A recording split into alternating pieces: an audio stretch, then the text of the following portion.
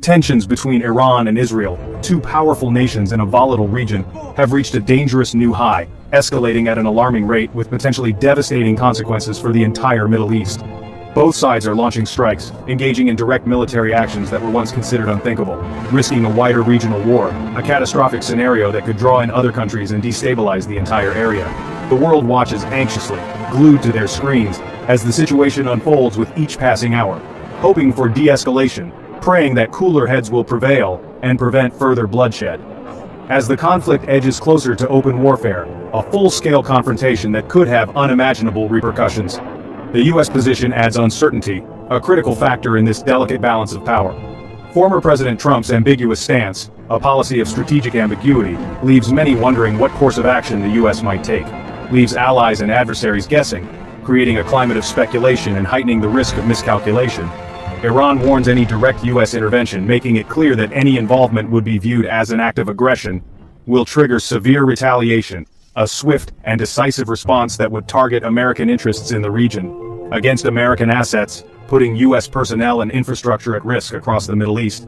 Recent arrests of suspected operatives, individuals believed to be working on behalf of Iran, and strikes on proxy forces targeting groups aligned with Iran in Syria and Lebanon demonstrate the complex web of alliances and rivalries that fuel this conflict. Show the conflict's expanding shadow, reaching into neighboring countries and threatening to engulf the entire region. Each move raises the stakes, pushing the region closer to the brink of all-out war.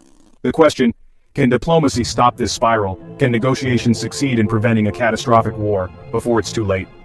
The clock is ticking, and the world holds its breath. In the UK, Princess Catherine has withdrawn from Royal Ascot as she continues cancer treatment. Her focus remains on recovery and family, with the palace emphasizing a cautious approach. Her absence from this iconic event underscores the seriousness of her health battle. The public's support is unwavering, as hopes remain for her full recovery. In Gaza, at least 11 Palestinians seeking humanitarian aid were killed by Israeli fire. The Israeli military says it's reviewing the incident. Maintaining its focus is on militants, not civilians.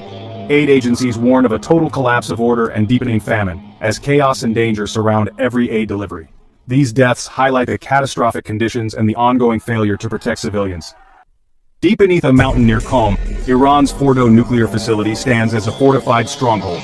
Built to withstand airstrikes, Fordo is expanding its uranium enrichment, defying the defunct 2015 nuclear deal. Only the U.S. possesses a bomb capable of reaching it, making any attack a potential trigger for regional war. Fordo is more than a facility, it's a geopolitical tripwire. The world watches, wary of the consequences. In Slovakia, a nation nestled in the heart of Europe, a pro-Russian government move is causing significant ripples. The government's decision to arrest former Defense Minister Jaroslav Nad, specifically for his role in aiding Ukraine, has sparked national outrage and ignited fierce debate across the country. This controversial case signals a dramatic and potentially destabilizing shift in Slovakia's foreign policy stance. It also deepens existing divisions within Slovakian society over the ongoing war in Ukraine and the nation's role in the conflict. Critics of the current administration are increasingly vocal, calling it a dangerous slide toward authoritarianism. They also fear it represents a significant crack in the facade of NATO unity. Slovakia's apparent pivot away from its previous pro-Ukraine stance weakens the overall Western resolve against Russian aggression.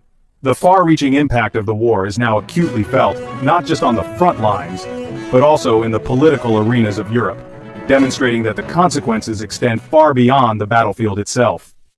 The U.S. Supreme Court has upheld Tennessee's ban on gender transition care for minors. The ruling allows states to prohibit puberty blockers, hormone therapies, and surgeries for those under 18. Supporters say it protects children. Opponents, including major medical groups, call it dangerous and discriminatory. The decision is expected to inspire similar laws nationwide. The legal and social battle over transgender rights is far from over. Canada's intelligence agency CSIS warns of growing foreign interference from India. The report alleges efforts to monitor and intimidate Indo-Canadian critics of New Delhi, complicating already tense relations. The warning follows last year's accusation of Indian involvement in a Canadian citizen's assassination. The Indo-Canadian community is divided, and Ottawa faces a delicate balancing act. Protecting sovereignty while managing ties with India remains a major challenge. That's our roundup. 7 stories, each shaping our world. From conflict zones to courtrooms, these events connect us all. Thank you for choosing clarity in a noisy world. Stay informed, stay curious, and subscribe for more updates.